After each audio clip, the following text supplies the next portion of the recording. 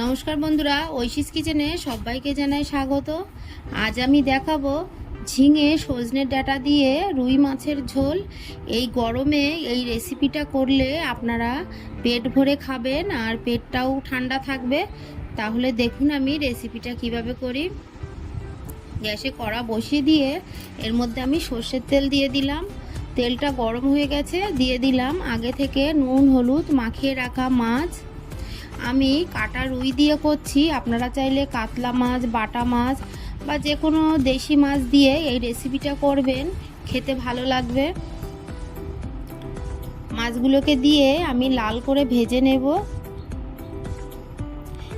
কড়াইতে মাছ দেওয়ার আগে আপনারা খুব ভালো করে তেলটাকে গরম করে নেবেন। তেলটা খুব ভালো করে গরম না হলে মাছ কিন্তু কড়ার গায়ে লেগে যাওয়ার সম্ভাবনা থাকে। এক পিঠ আমি খুব ভালো করে দেখুন ভেজে নিয়েছি, তারপর উল্টে দিচ্ছি। এ পিঠটাকেও আমি ভালো করে ভেজে নিলাম। এবার মাছগুলোকে তুলে নেব। এই তেলের মধ্যে বাকি মাছগুলোকে দিয়ে একইভাবে ভেজে নেব।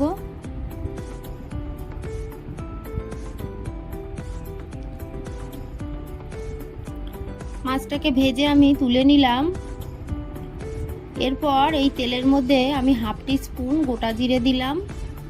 ফোড়নটা ভাজা হয়ে গেলে এর মধ্যে দিয়ে দিলাম কেটে রাখা আলু। আমি আলুটাকে লম্বা লম্বা করে কেটে নিয়েছি। এর মধ্যে আমি অল্প হলুদ গুঁড়ো আর দিয়ে দেব খুবই অল্প লবণ। দিয়ে আলুটাকে কিছুক্ষণ নেড়ে আমি ভেজে নেব।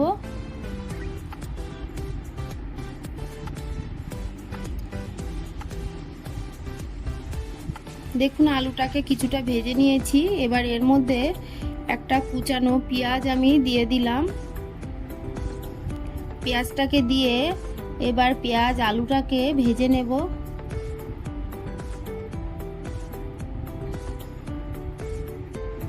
পেঁয়াজটাকে দেখুন আমি ভেজে নিয়েছি। এবার এর মধ্যে একটা টমেটো কুচি দিলাম। টমেটোর দানাগুলো আমি ফেলে দিয়েছি। টমেটোটাকেও একটু নেড়ে নেব। টমেটোটা ভাজা হয়ে গেছে। এবার এর মধ্যে আমি দিয়ে দেব 1 টিস্পুন আদা বাটা। আদা বাটা দিয়ে আরও একটু নেড়ে নেব।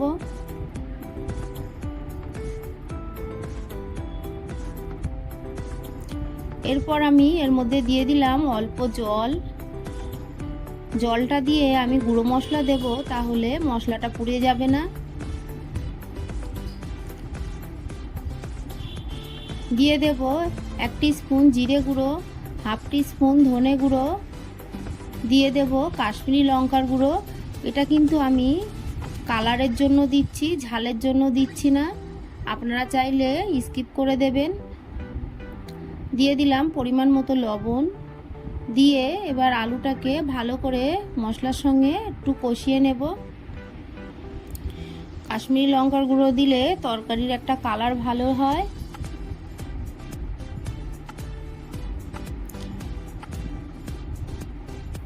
ভালো করে আমি কষিয়ে নিলাম। এবার এর মধ্যে কেটে রাখা ঝিঙে আর আলু দিলাম। দেখুন ঝিঙেটাকে আমি একটু বড় বড় রেখেছি। এবার ভালো করে নেড়ে আলুর সঙ্গে মশলার সঙ্গে ঝিঙে ডাঁটাটাকে কষিয়ে নেব। কিছুক্ষণ আমি কষিয়ে নিয়ে এর মধ্যে দিয়ে দিলাম চেরা কাঁচা লঙ্কা।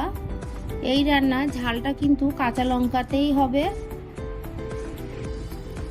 ভালো করে নেড়ে নিয়ে এবার এর মধ্যে দিয়ে দিলাম পরিমাণ মতো জল।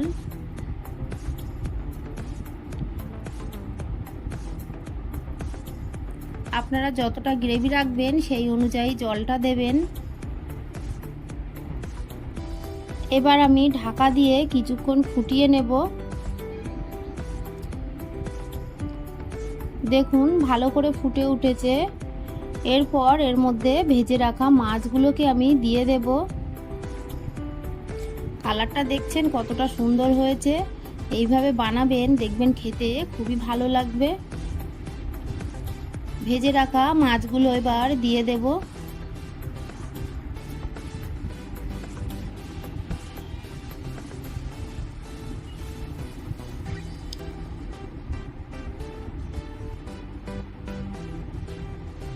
মাছগুলো দিয়ে আরও কিছুক্ষণ ফুটিয়ে নিতে হবে।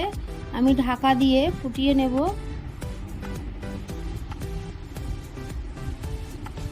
এবার ঢাকাটা তুলে নিয়ে আরও একটু নেড়ে দেব। এই সময় আমি চেখে দেখেছি একটু লবণ কম আছে, আরও একটু লবণ দিয়ে দিলাম।